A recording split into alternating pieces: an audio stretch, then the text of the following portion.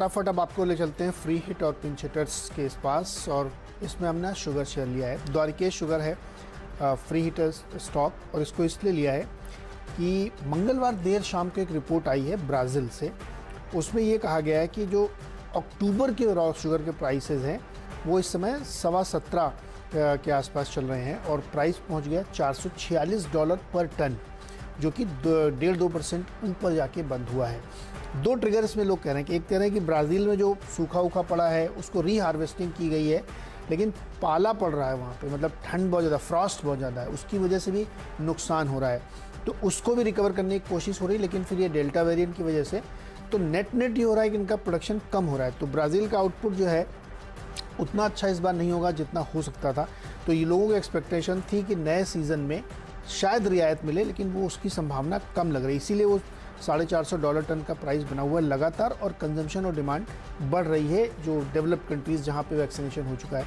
तो शुगर एक बार फिर से हमको लगता है रडार पर रखना चाहिए। ये तो हो गई ग्लोबल स्टोरी। अपनी घरेलू स्टोरी में द्वारकेश इसलिए क्योंकि ये 175 के LPD का अपना एक्सपेंशन कर रहे हैं, सबको इथेनॉल का फ़ायदा चाहिए, तो ये सारी चीनी कंपनियां उसको फ़ायदा उठाना चाहती हैं। तीसरा रीज़न पॉलिटिकल है। कल हमने एक आवाज़ अड्डा की बहुत किसानों की डिबेट हो रही थी।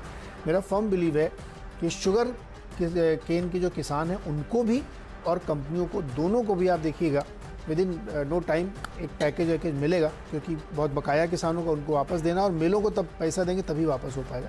मुझे लगता है शुगर सेक्टर एक बार फिर से आप रडार में रखिए, और मवाना शुगर भी, तो हमें लगता है इसमें खरीदारी कर सकते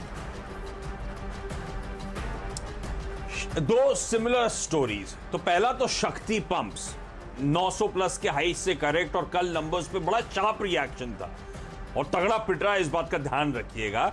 पर कल मैनेजमेंट से बातचीत हुई, बहुत कॉन्फिडेंट कि Q2 से धंधा बाउंस बैक हो जाएगा। कुसुम के चलते वो जो सब्सिडाइज सोलर पंप्स वाला गेम जो है उसके चलते, क्योंकि दिल्ली हाई कोर्ट में कुछ पिटिशनर्स पहुंच गए थे, इनके फेवर में रूलिंग आ गई, मिनिस्ट्री ने स्टे दे दिया, अगली हियरिंग 12 अगस्त को शेड्यूल्ड है, और इन सब के बीच में उनका कहना है कि धंधा वैसे ही इंटैक्ट है और Q2 onward solid bounce back का एंटिसिपेशन। तो शायद इस गिरावट, कंपनी है तो बढ़िया बिजनेस में, तो रडार पर रखेंगे। और ऐसे ही फिर HBL पावर सिस्टम्स, तो ये स्टॉक इन ऑल प्रोबेबिलिटी आज अपना 52 हफ्तों का हाई जो कि 57-58 का, उसको ब्रीच करेगा।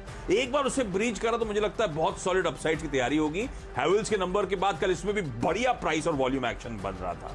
तो ये कंपनी स्पेशलाइज्ड बैटरीज बनाती है, telecom, defence, power, oil and gas, railways जैसी इंपॉर्टेंट पॉकेट्स, और ये सब पॉकेट स्वीट स्पॉट पे। और इंटरेस्टिंग ध्यान रखिए, ये सोलर रूफटॉप सिस्टम्स बनाना, ये सोलर पंप्स जो शक्ति पंप्स है, ये सब काम भी HBL पावर सिस्टम्स करती है। और प्लस इस कंपनी में प्रमोटर्स Q-on-Q स्टेक बढ़ा रहे हैं, 60% के आसपास प्रमोटर का स्टेक पहुंच रहा है, और मार्की इन्वेस्टर्स का तगड़ा एक्सपोजर है। Oman India joint investment fund 9.5%, banyan tree growth capital 10.5%। इस तरह से एग्रेसिव बेट्स रखे लोगों ने स्टॉक में। मुझे लगता है इसको रडार पर रखेंगे। क्विकली छोटा सा ब्रेक के उस पर आखिरी के दो स्टॉक्स और टीम्स का क्विक रैप।